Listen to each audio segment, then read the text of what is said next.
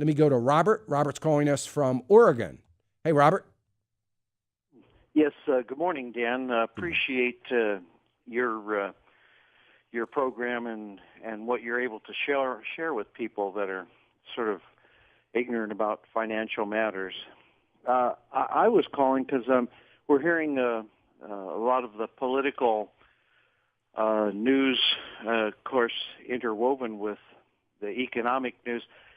And I haven't heard anybody, and you're very well qualified to talk about this, but I haven't heard anybody talking about the reality of the next two elections. I think there will be some correction, getting some of the more corrupt people out of office. But even if the Republicans and conservatives are successful, the left has made such a purposed mess of things that after they're in office, for a period of time, people are going to see things collapse, because if the Republicans do what's necessary, there's going to be some pain. I mean, there's going to be some programs cut. There's going to be taxes that are going to have to be collected to pay for some of the things that have not been paid for as yet. And I don't know, if the people, if the character of Americans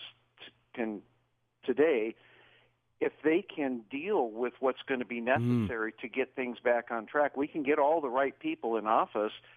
But I suspect that this is part of the left's strategy. They are ruining things purposefully so badly that even if we get a conservative leadership back in place, the pain necessary to start working toward rebuilding America is going to be significant. And I'm not sure the American people have the depth and nature to endure that. And I think they might usher the liberals back into office. Yeah, you make it. To that? I will, and you made that's a great point, Robert. And I for one haven't really talked much about that. I've thought a lot about it and spoke about it. One was asked a question when I was speaking just a few months ago, but you're right about that. I think the idea is chaos, because you usher in a lot of things through chaos. Number one is what you learn from chaos is you don't want any more chaos. So you begin to temper what you were going to do, and we're going to start seeing that. I think there is a lot of truth to what you say as to once we get, if conservative, fiscally, socially conservatives come in, are they going to be willing to have America endure the pain? You're absolutely right. I don't think this should be an issue, but I think you're absolutely right. The Americans today don't have the wherewithal to withstand a lot of pain. We're totally different people than we were during the Depression. That is for certain.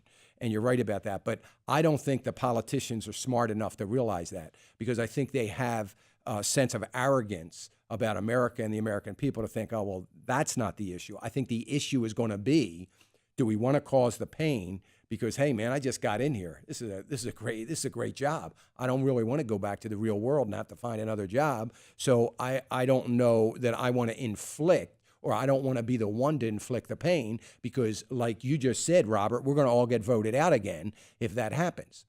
And, that's the problem. That's the problem. So my argument was in 2008, at the end of 2008, 2009, my argument was the biggest mistake that we could make in this economy today is not allowing the chips to fall where they will. That's what free market economies do. General Motors, we have loved you for a lot of years, but guess what?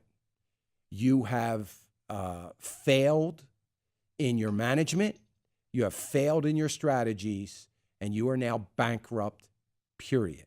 The idea that somebody's not going to rush in here to America to fill that void, to keep people working and all that, was probably the dumbest argument I've ever heard in my life. But when you create a moral hazard, which is what we did, by taking away the greatest regulator in free market societies, and that is the fear of failure. When we start taking that away, we have created a moral hazard. So if but had we allowed the pain to be inflicted back then, we would have been over it and well out of this is what I was talking about the UK yesterday, and why I think they're going to come out of these ashes so much stronger, because they even inflicted more pain when they should have. So you're right about that. I don't, but here's the problem. The pain is unavoidable. Now, we can self-inflict it to get it over with, while the pain is going to be less intense. We could do that now, or we could do that in the next year or so if we last that long. But if we continue to put it off, it is going to be so much worse. And that's the part that disturbs me, because politicians will say, we might as well wait it out. Because if we wait it out, I'm talking about conservatives, if we wait it out and the pain comes, at least we can say it's due to the failed government policies of the liberals. That's going to be their mindset. And that's why it failed. So you make a very good point, and I think that you're right. For us to turn over, if the government turns over and things begin, I use Germany as a great example. 2009, the German government turned over to a conservative parliament for the first time in many, many years, and Angela Merkel, a conservative, fiscal conservative, and turned over to make that change. But they then, because they did it before the pain got too intense, were able to turn things around. And I don't know that we'll be in that place. And it is a very difficult place. And knowing politicians like we have come to know them, they don't care about the next generation. They only care about the next election. And that is going to continue to be the mantra. Once they get in there, they're not going to want to leave. And if we don't get, Devin Patrick, our producer, and I were talking about this before the program, what we need is a whole bunch of freshman legislators that don't care if they get reelected. I mean, that's what we need.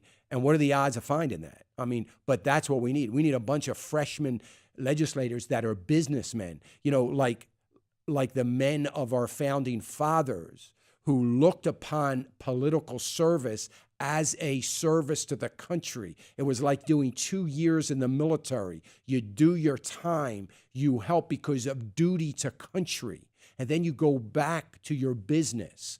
It was a time period in which you went to serve your country like people go to serve their country in the military today. And they believed, I think, that it was going to stay that way. And that's not the case. And when you have a situation like Texas, where you bring legislators in to take care of the business for a couple months of the year, and then guess what? You got to go work for a living after that until the next call to the legislative body again. See, that's the kind of system that we need. Now, of course, we'll never have that because they'll argue of the complexities of the United States of America. That's impossible, and there's probably some truth to that. But it is a concern, and it is a concern of mine. And, I don't know when I can't say, I was just about to say, we've got to watch who we elect. But the question is, do we have anybody stepping up to the plate to elect that will do that? And not many. So you're right. Somewhere we're either going to endure the pain because it's not it is all self-inflicted, but because it happens as a result of inflation and other circumstances, currency devaluing and so on and so forth. Or do we create some of that pain now? I would want to start beginning immediately to create some pain, because I think it's the only way we're going to come out of this even stronger and better.